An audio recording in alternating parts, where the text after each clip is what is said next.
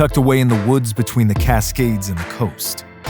Home to planners and poets, runners and researchers, business upstarts, philosophers, and champions of sustainability. Strong on the court and in the field. Always challenging the status quo, always innovating. An oasis for any student who wants to see what they're made of. This was a school that wanted me to be here. I just love the sense of community. It's awesome. We're part of history, but we're always trying to make more history. This is a place where big ideas take flight. We just say, it's Oregon. Hello and welcome. My name is Cora Bennett, and I'm the Director of Student Orientation Programs here at the University of Oregon. Our program today is designed to help you learn how to complete your admission, next steps toward becoming a duck, and answer all of your questions.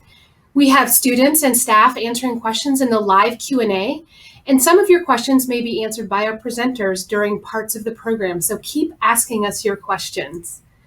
We know the transfer student experience is unique to each transfer student. You come in with your own set of experiences at your previous institution, you have varying college knowledge, and you have different reasons why you're transferring to the University of Oregon. You may have earned your associate's degree and had the UO in your plans for years. Or perhaps you chose a different university when you first went to college and have found the UO is a better fit. Today, we will give you a broad understanding of the transfer student experience, and as you move through the admissions, orientation, and transition experience at the UO, we will individualize information and resources specific to you. Listen carefully today as we introduce you to just some of the people and resources here to make your experience at the UO the best for you. Our first presenter today has recorded a presentation on admission information specific to transfer students. He'll include important dates and deadlines and all the information you need to begin or complete your application for admission. While you're listening to Brian, he's also answering your questions in the Q&A. So be sure to connect with him now. Please welcome Brian Stanley, Senior Assistant Director of Admissions. Hello, my name's Brian Stanley. I'm the Senior Assistant Director for Transfer Admissions at the University of Oregon. I want to personally thank you for joining us today. The University of Oregon is a special place, and it has so much to offer transfer students. I transferred to the University of Oregon many years ago. I've seen this school grow so much over the years, but it's never lost sight of its goal to provide an excellent experience to its students both inside and outside the classroom. The University of Oregon is a member of the Association of American Universities, the AAU. You earn that membership if you're outstanding at providing research and advising opportunities for undergraduate students. 75% of our undergraduate students engage in research. Those research opportunities give our graduates an edge when it comes to pursuing a job after graduation or further study in a graduate program. The U of O is only one of 2 AAU schools in the Northwest and the only AAU school in the state of Oregon. I'm sure that you've heard that our goal is to be back in the classroom this fall. There are many of my colleagues working very hard to figure out how we can do that safely and effectively. I encourage you to keep apprised of the steps we're taking by visiting the U of O website. You've probably also heard that we're extending our intent to register deadline until September 1st. We wanted to give all of our admitted students a chance to weigh all of their options during this challenging time. I will say that if you've made your decision and are committed to attending the U of O, that you shouldn't wait until September to complete your intent to register. The sooner you commit, the sooner you'll be able to sign up for introduction and register for your classes in the fall. You'll be hearing more about those steps later in our program. Now I want to speak directly to those of you that have yet to apply for admission to attend the University of Oregon this fall, or to those who have started an application but have yet to complete your application. We are still accepting and encouraging applications for fall term. Our fall transfer application deadline is June 1st. The deadline to submit transcripts for fall term admission consideration is June 30th. These deadlines are flexible, but I'd recommend meeting the deadlines if you can. Again, meeting deadlines gives you the best chance to sign up for introduction in a timely fashion. To be admitted as a transfer student at the U of O, we'll need to see that you've met the following admissions requirements. You will have had to complete 24 semester credits or 36 quarter credits by the time you enter the U of O this fall. You'll have had to complete 1 college-level writing course with a C- or better. You'll have had to complete 1 college-level math course with a C- or better. If you graduated from high school or earned your GED in the spring of '97 or later, you'll have to complete 2 years of high school level second language or 2 terms of college level second language. And you need a C- or better in each of those courses as well. Lastly, if you're a resident, you'll need a transfer GPA of 2.25 or better. If you're a non-resident, you'll need a GPA of 2.50 or better. Transfer students are not required to write an essay when they apply for admission. They're not required to provide letters of recommendation or any other documents. You're not even required to submit an SAT or ACT score. If you're not meeting one of our transfer requirements, you can ask us to admit you as an exception to the requirements by writing a special circumstances statement on your application. If you've already applied and you'd like us to consider your application as an exception to one of our requirements, you can write a statement and email it to us at uoadmit@uoregon.edu. We will look at the totality of your work and make a decision if your application is strong enough to grant the exception. We will not process your application until your application is complete. That means we need to see all of your previous college work. We'll need to see official transcripts from each institution you've previously attended. This will allow us to evaluate your credit and make sure you're in good academic and financial standing with each of your previous institutions. If you met the second language requirement with high school work, we'll also need to see your official high school transcripts. If you have questions about the application process, please ask. My job as an admissions counselor is to help you navigate this process. In these days of us working remotely, the best way to reach me is via email or Zoom. You can find my contact information on the U of O Virtual Visits website or on our Transfer Admissions website. If you have questions about the U of O, please ask. If I or my admissions colleagues don't have an answer, we'll make sure that you get the information you need, either by researching it ourselves or getting you the resources or contacts you need to be successful. This is a challenging time for all of us. Let us help you make this transition as smooth as possible.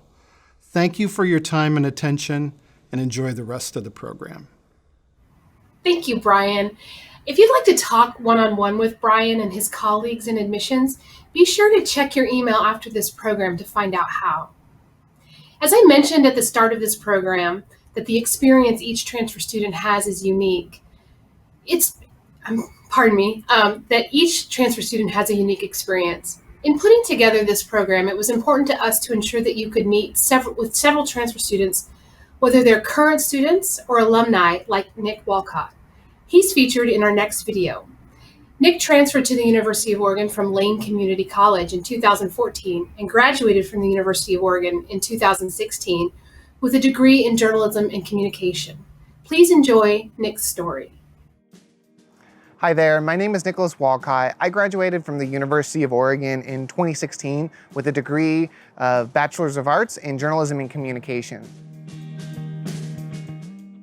I was a non-traditional student. I transferred to the University of Oregon when I was 25 years old. When I was younger, I struggled to figure out what I wanted to do as a career. I found out that I really had a passion for filmmaking. So I started out making little videos with my friends, and then moved on to doing local music videos and trying out some short films. I knew I wanted to be a filmmaker at this point, but I didn't know how I was going to make a career out of it. That's when I found myself looking at the University of Oregon and discovered the School of Journalism and Communication. I got to really find out what it was like to be a documentary filmmaker as well as a photojournalist.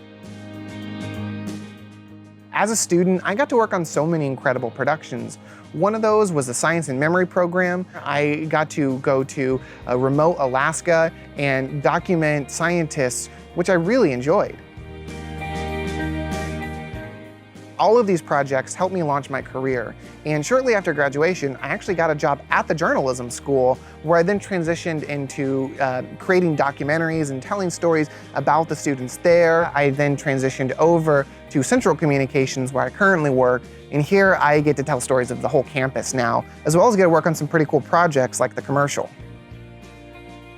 I wouldn't have been able to achieve any of this without the support and the resources that I received while at the University of Oregon. I had some amazing professors who I could go to ask for advice, and I could actually tell that they really did care about my success.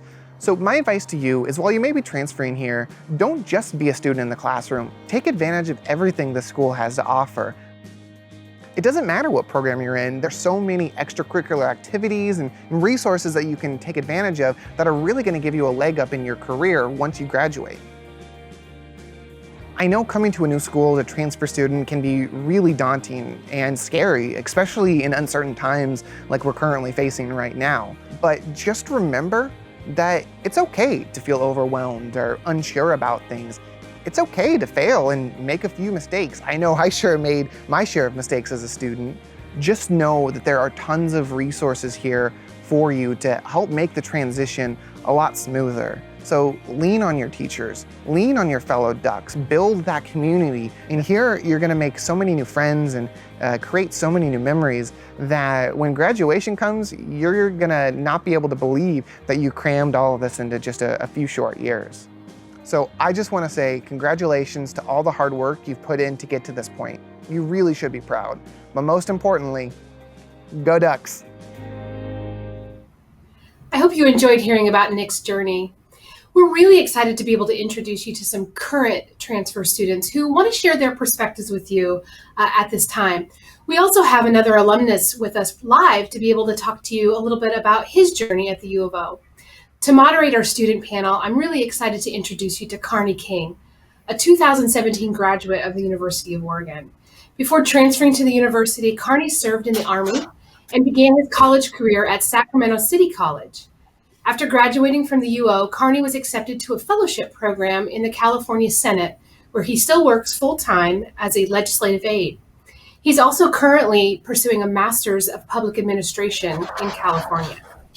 Hi, Carney. Hey, Cora. How are you today? I'm doing great. I'm happy to be here. Good. It's good to see you again. I want to let the students know, full disclosure, Carney, you were an orientation leader and a student director in our office while you were a student at the U of O. So I've known you for several years. Yeah, absolutely. I've really enjoyed my time working at Oregon. Can you tell us quickly why you chose the U of O? Yeah, while I was wrapping up at Sacramento City College, my best friend from the Army was starting at Oregon. He knew it'd be a perfect fit for me, so he encouraged me to apply. And was he right? He was. Now, tell us just briefly, how did you find your legislative position? By networking, really, at Oregon. My rugby teammate's dad is a chief of staff in the legislature, and he has become my mentor ever since I graduated. Fantastic. So just one connection built to a potential career for you. Absolutely. That's fantastic. Well, I'm going to turn things over to you. I'm going to let you introduce our student panelists and take it away with questions. I hope the students who are watching today will ask their questions live in the Q&A so that you have plenty of material to work with our current transfer students. Take it away, Carney. Thanks, Cora. As Cora said, I'm Carney, and I'm excited to introduce you to 3 current students who will answer your questions about the UO transfer experience. We will start with the questions you submitted when you registered, then we'll take some live questions if we have time. Please post them to the Q&A now. Hannah, Kendallin, and Mahogany, you all transferred to the U of O. Can each of you, starting with Hannah, share a little bit about yourself, including why you transferred to the UO? Hi, everyone. My name's Hannah. My pronouns are she, her, hers. I'm a third-year student studying photojournalism with a minor in business administration, and I am from Monticello, Iowa. I transferred after my freshman year. I've always wanted to go to school out of state, and I also love photography, so I couldn't have made a better choice than Oregon. Hi, everyone. My name is Kendallin. My pronouns are she, her, and hers. I am a junior studying women's, gender, and sexuality studies, and I am from Newburgh, Oregon. I completed my first year of college at another state institution. After my first year, I didn't really feel like it was my home or that I really belonged, and it didn't have the degree program that I was looking for.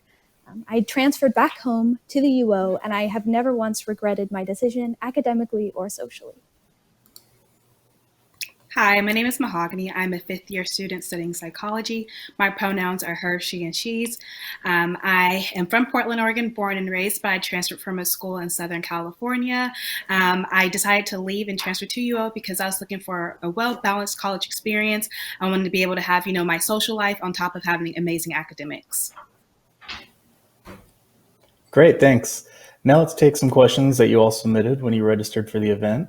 This question is for all of you, starting with Hannah. Faith asked, what aspect of this transition process did you find most difficult, and what would you have done differently? Yeah, so I think the most difficult aspect was going from a semester system to the quarter system. The quarter system goes by a lot faster. Syllabus week is more like syllabus day. However, I personally love the quarter system better. I think it makes the whole year go by a lot faster, and it makes it a lot easier to focus during the 10 weeks that we have each term. One thing I would have done differently, I think I would have gotten involved from the start. It's a little bit intimidating coming from out of state, not knowing anybody. However, once I did get involved, I loved it. I met a lot of new people, had a lot more experiences, and it was great. Yeah, it's a great question. I think one of the most difficult parts for me was the social life. Living off of campus, I felt like really disconnected from on-campus activities. I didn't really start feeling like I had a supportive friend group or that I really belonged until I joined the student orientation programs the spring of my first year here. That job has absolutely changed my life, and one thing I just would have done differently is started sooner and gotten involved on campus right as I stepped foot and just jumped in with both feet. For myself, it was navigating campus. Campus is really large, so I honestly got lost on my second day of classes. My roommates had to come get me, so I wish I would have just checked out campus a little bit more, exploring, seeing where the academic buildings are. Because campus is large, sometimes it takes more than 10 minutes to get from one academic building to the next, so I eventually got a bike, and then my friends told me about the UO Map app, where I'm able to GPS myself from one building on campus to another and even see like the inside view of all the classes and buildings, so you know exactly where your classroom is at the start of the term. Great. Mahogany, this question is for you. Ian asked, should I stress over making the right class choices? That's a great question. Yes and no. At the UO, we have general education requirements, and then you also have your major classes that you have to fulfill. If you're unable to get in a course for your major, you could still get in a course that can fulfill your general education requirements. There was a time I was unable to get in one of my psychology classes, but I took an African dance aesthetics class, and that was able to fulfill one of my arts and letters requirements. Awesome, thanks for sharing. Hannah, you transferred from Iowa. Can you tell us a little bit about the transition to living in Eugene? Mm-hmm. Yeah, Eugene is a lot different from any other town that I've ever lived in. It was a little difficult being so far away from my family at first, but the longer I lived in Eugene, the more that I got involved in the town, whether it be hiking, going downtown. They have a lot of great shops and restaurants. It's a cute little town. I recommend going out and going to see it. I love it now, and it's my home. Kendall, can you tell us a little bit more about other support services the UO offers, specifically about childcare and housing for transfer students?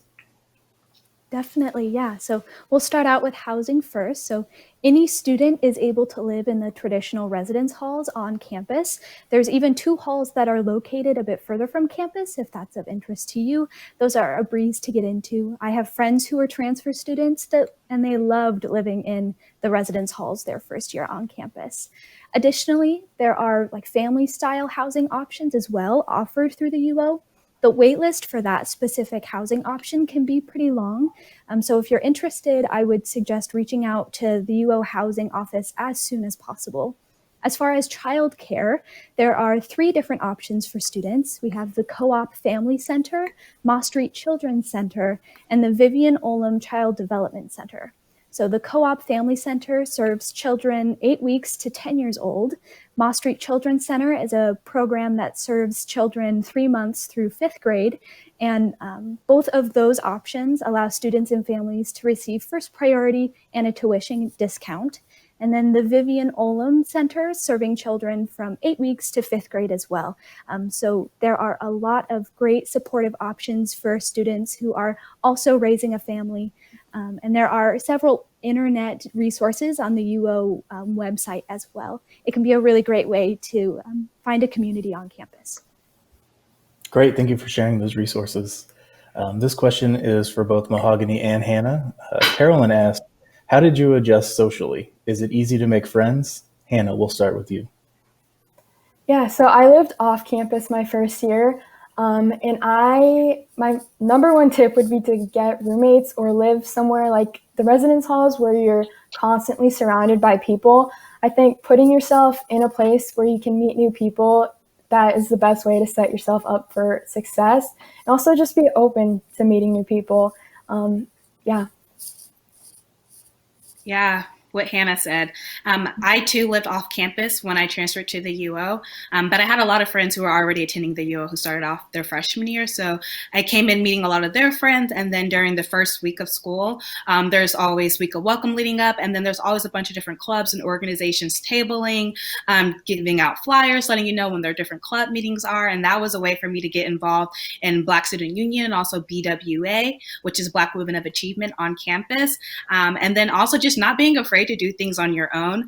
Sometimes my friends weren't into some of the activities I wanted to participate in. So just being a loner and then meeting a buddy at this new event, which was really cool. So I met a lot of friends going to different events on campus, and then also becoming an employee. I'm an ambassador for the UO. So we have a staff of about 70, and we do a lot of different fun activities together. We do intramural sports. We did human battleship one time, and that was probably one of my funnest experiences with using the Student Recreation Center. That sounds like a lot of fun. Continuing on that, this question comes from Marwa, who asked, how did you get involved in activities such as clubs, events, and student life? Kendallin and Mahogany, why don't you two take this one, starting with Kendallin? Yeah, of course. That's a great question. And I think it's on the forefront of a lot of transfer students' minds. It can be really intimidating to transfer to a school without any type of social support. So it's an important part of student life for sure. One of the very first things I did was attend the Flock Party, which is that event that Mahogany previously mentioned, during Week of Welcome with a bunch of student clubs and organizations, and they table out on a lawn on the Urban Memorial Union on campus. I was able to put my name down on a bunch of different club lists and got the information to attend the LGBTQ plus club the very first week of school, which was absolutely amazing. And I still attend that club meeting when I can. Another resource for students is the UO sends out an email called Quick Quack, and that lists a whole bunch of different involvement opportunities and events, from like professor talks to some really cool club events. I was able to actually go to a barn dance that was hosted by the outdoor program, and it was so much fun. And we got to carve pumpkins and dance, and it was really awesome. And I found out about it through that email blast. So those are just a couple of resources that I have used that have been really great on campus. Another way to get involved on campus is just looking at the different monitors in the Urban Memorial Union, which is our student union. There's always different events going on in the EMU and around campus, and they're always letting you know where they are, what time they are. There's always different flyers in the different residential halls and some of the dining halls. I have a meal plan, although I live off campus, so I'm in the res halls all the time, and so I'm always seeing the different flyers about different events. One of them that I found out about was the drag show that's put on by the LGBTQIA plus club, and that was something that I really enjoyed attending. Thank you for sharing. Hannah, can you tell us about studying abroad? Yeah, absolutely. I went to Bangkok, Thailand this past fall. I was there for about 4.5 months, and I studied at a school called Chulalongkorn University. I went through GEO, which is Oregon's study abroad program. I applied in about February of last year, and then in August I left, and it was the best experience of my life. It was amazing. I traveled, I went to 7 different countries, and it was super great because I only had school 2 days a week, because instead of having each class 2 times a week for an hour and a half, we had one class for 3 hours each week. So I had 5 days off to travel. I met so many new friends. I also got to wear a uniform for the first time in my entire life. And it was an exchange program as well. So if you're worried about financial issues when studying abroad, you actually pay UO's tuition when you do an exchange. So that's a great way to go about it.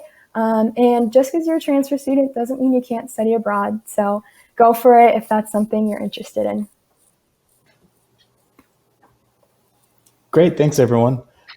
It looks like we're going to have some time for a few questions from the live Q&A. So our first question is from Taylor, and Taylor asks, how difficult is it to adjust to a big crowded place like Eugene if you're from a small rural area? Hannah or Kendallin, would you like to take this? Yeah, I can take it. So I'm from a very small town. I'm from Iowa. It has a population of about 3,500 people, I think, maybe 4,000 now. So very small. I think really just, like I said before, just going out to Eugene, making it your home, go see what's out there, go hiking. I personally love hiking, so that's one thing I did to make myself a little bit more comfortable there. Get involved not only with school, but with the town you're in. Yeah, that's my number one tip. Just get involved. Yeah, I would agree with that as well. There are a lot of opportunities to make Eugene feel not so big. So like Hannah said, there are lots of hiking and biking opportunities. It's really easy to kind of escape the hustle and bustle of maybe downtown Eugene that can be maybe a little intimidating if you're coming from a more rural town. But there's also all of the resources and benefits of living in a bigger city. The Target is really close. There are a lot of really super cute restaurants. So in Eugene, I think it's very easy to get the best of both worlds. Great, thanks for sharing. Raphael asks, what are common weekend activities on and off campus? Go ahead and answer that, Mahogany. Common activities on and off campus. One of them is going to the movies at Valley River Center. Another one is riding your bike along the river. When you start school in early fall, it's still really nice out, so a lot of students will go to the river, go riding their bikes, rock climbing. There's different concerts and shows at Math Unite Arena. I saw Earth, Wind, and Fire when I first transferred. I have an old soul, so I love old school music. But we've had younger people too, like Snoop Dogg. And we had Little Yachty last year, and all students got free tickets, which was really cool. There's also the Saturday street fair, well, not street fair, but Saturday market, where you can get like fresh produce or other little items that you want to purchase, whether it be like a shirt, a hat, a flag, or just anything cool. And then the UL, there's always different events going on the weekend. So there may be a particular club or organization hosting an event. So if you go to University of Oregon events, like if you just search that into Google, you'll see like all the different events that are like for that weekend or that upcoming week. Excellent, thanks for sharing. That's all the time we have for the student panel. Now here's a message from Maria Kalnbach, the coordinator for non-traditional and veteran student engagement and success in the Division of Student Life. Hello, my name is Maria Kalnbach, and I am the coordinator of the non-traditional and veteran student programs in the Division of Student Life. Welcome to the University of Oregon. My work at the UO is dedicated to providing support, resources, programs, and networks for non-traditional students like many of you. You may wonder, who are non-traditional students? A non-traditional student is someone who may identify as over the age of 24, married, divorced, or partnered, work full-time, a parent or caregiver of a family member, returning or starting college after a break, changing careers, a military veteran or military affiliated, a low income or independent financial status, a transfer student, altered abled, or a first-generation college student. If these are some or all of your identities, then we would love for you to join us. We are here to make your transition to the university easier by helping you to find connection and engagement. In many cases, there are several campus experts who's worked with the students who identify in these ways, but it's important for you to know we work closely together to ensure you get the support you need. The non-traditional student programs and the student-run non-traditional student union serve to help you transition to the university by providing resources and community. If you are a veteran or military-affiliated student serving in the National Guard, Reserve, or active duty, or a family member, the UO Veteran Programs and our Peer Advisors for Veteran Education program, also known as PAVE, are here for you as well. The PAVE advisors or peer mentors will provide outreach, peer support, and resources as you begin your journey on a university campus. In addition, our student-run Veteran Family and Student Association provides programming to meet your needs as you transition from another college or university to the UO or the military to the UO.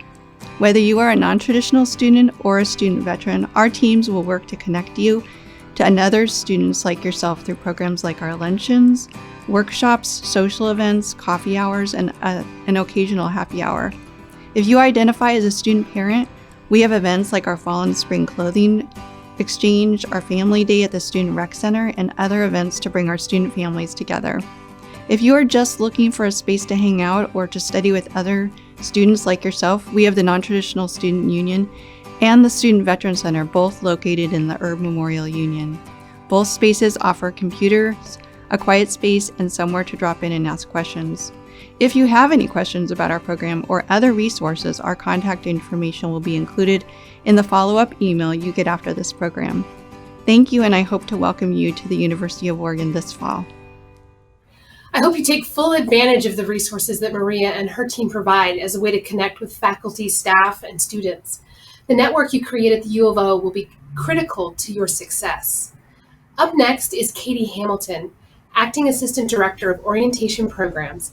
She's here with you what comes next at the University of Oregon. Hi, Katie. Hi, Cora. It's all yours. Thank you. I'm so excited. Perfect. Hi, everyone. My name is Katie Hamilton. I use she, hers pronouns. And like Cora said, I'm here to tell you what comes next. First off, if you've been admitted to the University of Oregon, I want to take this time to congratulate you. That is a huge accomplishment, and you should be so proud of yourself. I hope that you are celebrating with your family and friends right now on this huge accomplishment. All right, so what's the next step? You've been admitted, now what? Well, the next step is to confirm that you intend to enroll in classes. So taking this step lets us know that you have officially chosen to be a duck. The deadline to confirm for fall 2020 has been moved to September 1st. But like Brian said earlier in the program, we want you to let us know as soon as you've made that decision. The sooner the better, because the sooner you let us know, the sooner we can start communicating with you about all these next steps. So how do you do this? Well, you're going to log into your Duck Web account and you're going to find the intent to register form. Once you get to that form, there's a couple different options for you to choose from. One being, yes, I plan to start in the fall, I'm ready to make my decision today, and I'm ready to make my $200 advance tuition payment. Another option is if you're still not quite sure, but you want to kind of keep in the loop, you can also defer that $200 advance tuition payment for a later time and let us know if your decision does change. Once again, anytime between now and September 1st, you can let us know what your final decision is. By filling out that intent to register form today, we can at least keep you in the know and give you more information about all the next steps. All right, so once you've filled out that intent to register form, the next thing is to register for introduction. And yes, if you're reading the screen, you'll see that we took some creative liberties with the spelling of this word. So we just love our duck puns here at the UO, and we just couldn't help ourselves. So Introduction is our orientation, advising, and registration program for all new students. It's required for any new duck joining us. So Introduction is the time where you learn more about what it's like to be a student on our campus. You're going to meet some faculty and staff who are here to help you succeed and learn about a plethora of resources that you're going to have access to. Hopefully, by the end of Introduction, you'll have all your questions answered so you feel prepared to start in the fall. Our team is working really hard to adapt Introduction this summer into a virtual platform. So we don't have the finalized dates for that experience, but as soon as we do, we're going to update you and let you know. Either way, we are planning about a half-day virtual program that all of you will be able to participate in. After you experience that virtual program, then you're going to have the opportunity as part of introduction to meet with an academic advisor. They will meet with you individually in a virtual setting and discuss all the classes that you need to take in the fall. Once you've had that meeting, then they'll release a hold on your account and you can register for your first term of courses. So it's pretty exciting. Make sure that you register for introduction as soon as possible. All right, here's a really, really important next step. Send us your final transcripts. As transfer students, you all have worked really, really hard at other colleges and universities to get credit for other courses. You've done the assignments, you've taken the tests, you've turned in all those papers, and you've already successfully completed some courses. And we want to make sure that you get credit for those courses. But in order to do that, we have to have your final transcripts. So please send all of those to us as soon as possible. I recognize that some of you might still be taking classes right now or plan to take more classes this summer. That's totally fine. As soon as you finish those courses, just send us those final transcripts so that we can have them on file for you. It's perfectly fine if we have multiple transcripts from the same school. We want to cover all our bases and once again, make sure that you have all the credits that you deserve. One more next step for you is registering for housing. So as you learned about in the student panel a couple minutes ago, housing on our campus is not just for freshmen. So as a transfer student, if you want to live on our campus, you certainly can do so. You will just need to register as soon as possible. Additionally, Kendallin mentioned that there is housing off campus, maybe for students who have partners or family members, children, and maybe that traditional on-campus housing experience isn't quite for you, but you still want to live close to our campus. You can also get on the waiting list for that housing today. Either way, if that's something you're interested in, please register as soon as possible. All right, and I forgot there's actually one more step. This one's really important. We want you to make sure that you claim your Duck ID. So your Duck ID is a shortened version of your name, and it's going to eventually become your @uoregon.edu email address. So for me, it's katieham@uoregon.edu. So it's my first name and the first part of my last name. So it might be your first initial and then your last name, or your first name and then the first initial of your last name. Whatever it is, you get to choose that Duck ID. When you pick it, there'll be a couple options for you. You get to choose what that is. And it's really, really important that you have that, because without it, you don't have your UOregon email. Something important to note, your Duck ID is not your Duck ID number. That is a 9-digit number that will be pre-assigned to you, and it starts with a 95. It's also not your actual ID card. That's a physical card that you'll have with your picture on it. So please claim your Duck ID as soon as possible so that you can get access to your email. So that was a lot of next steps that I just shared with you. I do not expect you to have those all memorized, and that's why it's super, super important that you do claim that Duck ID as soon as possible so that you have your @uoregon.edu email address, and that's where we're going to keep you in the loop with all these next steps I just shared and a couple more. Fantastic. So now I'm going to turn it back to Cora, and she's going to wrap us up. Thank you, Katie. I've noticed that several of you have been asking questions about connecting with your academic advisor. As Katie mentioned, the academic advising experience is part of the introduction experience. And so once you register for introduction and you move through the mandatory parts of the introduction program, we will fold in the academic advising experience specific to you, specific to your major and where you are in terms of earning your associate's degree or how many credits you're transferring in. That'll be part of the academic advising experience. And then once you complete that, you'll be able to register for your classes. Now, if you're one of the students who's joining us today that may have already attended the introduction program and you're admitted for fall term, we are prioritizing the summer term admits right now. So advisors are currently working with the summer term students and getting them advised.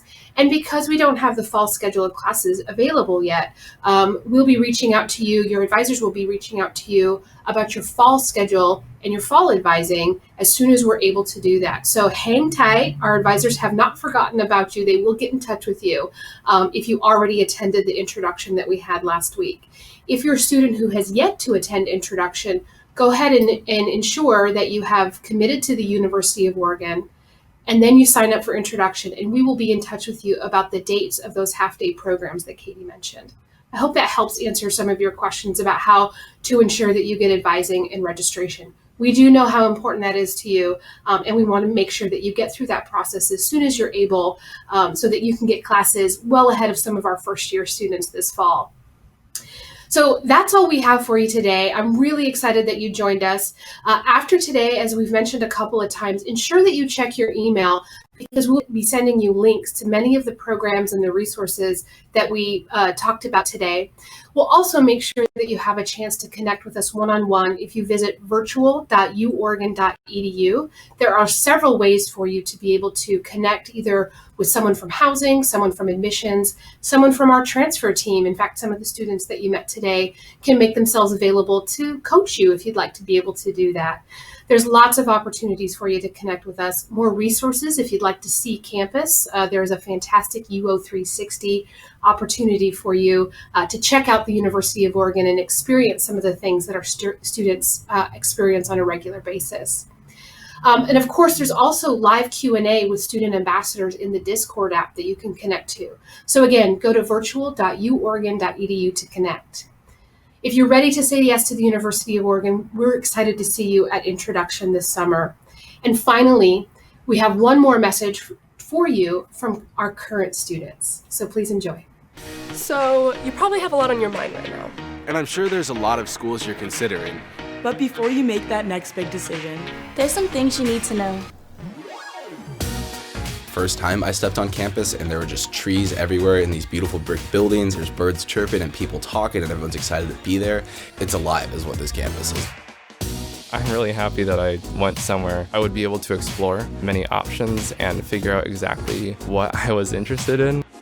You get that chance to grow and improve as a person and also be able to have the leadership roles. I felt like I was going to both be pushed and succeed and exceed the expectations that I had for my college career. If you really want to be out there and you really want to participate in things that you've never done before, this is definitely a place that can happen.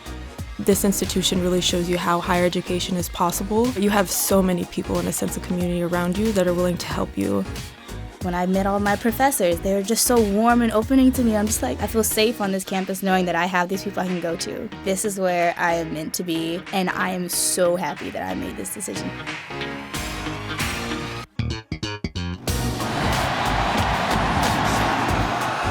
Everyone is very welcoming, and I could definitely see I belonged here.